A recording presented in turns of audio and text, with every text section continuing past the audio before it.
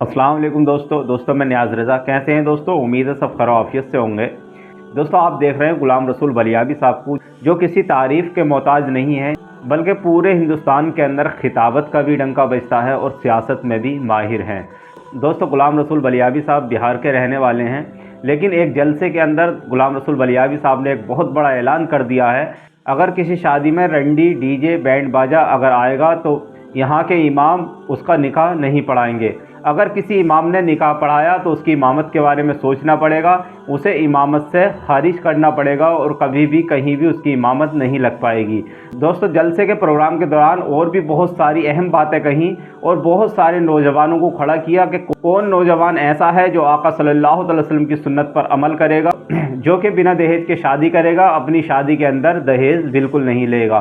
दोस्तों थोड़ा वक्त निकालकर ये वीडियो ज़रूर देखें, बहुत अहम वीडियो है। जब आप देखेंगे तो इंशाअल्लाह आपका दिल बाग बाग हो जाएगा। आइए चलते हैं वीडियो की तरफ। जहेज खत्म होना चाहिए कि नहीं होना चाहिए? इसमें कुंवारा कौन सा नौजवान है जो आज ऐलान कर दे कि हम तिलक डिमांड जहेज नहीं मांगेंगे? खड़ा हो जाए।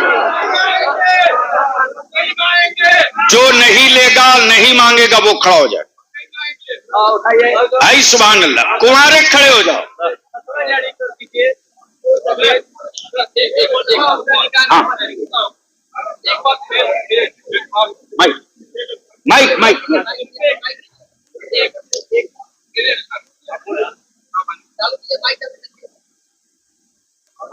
Hello hello hello hello. अस्सलाम वालेकुम। वालेकुम अस्सलाम। सुनो नौजवान हमारा कुछ कह रहा। दो बात मैंने अहद किया कि नहीं लूंगा। अल्हम्दुलिल्लाह मैंने अहद किया नहीं लूंगा।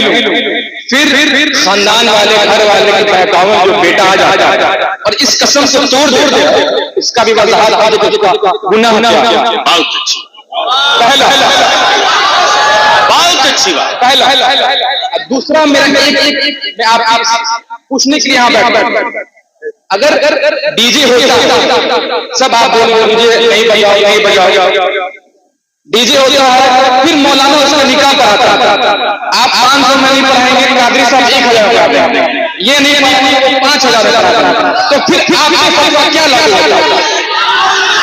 बस दो और कुछ।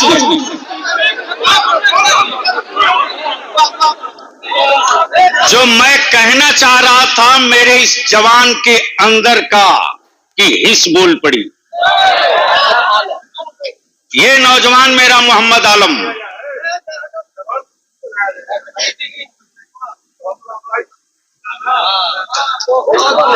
नहीं ताली नहीं, ताली नहीं। मेरे इस नौजवान ने तहरीक की उस बुनियाद की तरफ जो इसका एजेंडा है। उलमाए कराम के लिए एक आईना रख दिया इस जवान ने, और मैं तो दावत देता हूं जहां जहां से तारीख बेदारी हो गई है कोई जाकर करके दिखा दे। ऐसा ही होगा। हजरत बोकारो से 1 करोड़पति बाप के बेटे की बारात आई थी हजारीबाग। यह हज़रत अल्लामा मुफ्ती गुलाम हुसैन जिनका शानदार खिताब सुना आपने, ये उसी शहर के आपके इदारे शरिया के नायब काजी भी।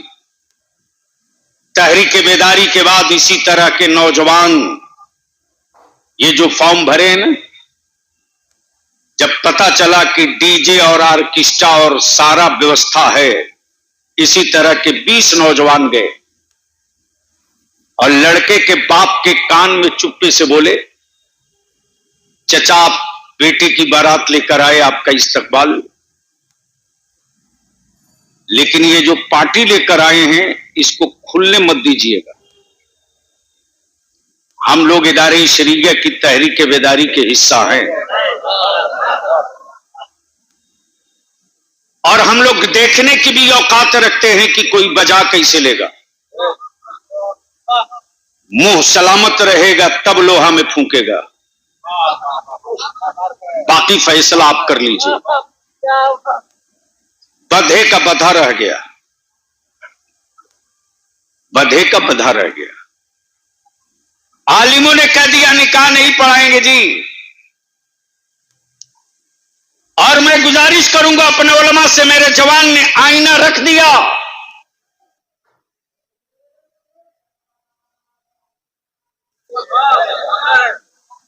आलिम वारिस होता है, मुलाजिम नहीं होता। आप खानदान के नहीं, अंबिया के वारिस हैं, आप मालिक हैं। बता दीजिए ना। मैं तो कभी कभी बर्दाश्त नहीं कर पाता हूं, लाख जब्त करता हूं, आंसू छलक जाते हैं कि ईमान वालों की औलादों से बेहतर किस कम्युनिटी के बच्चे हैं साहब।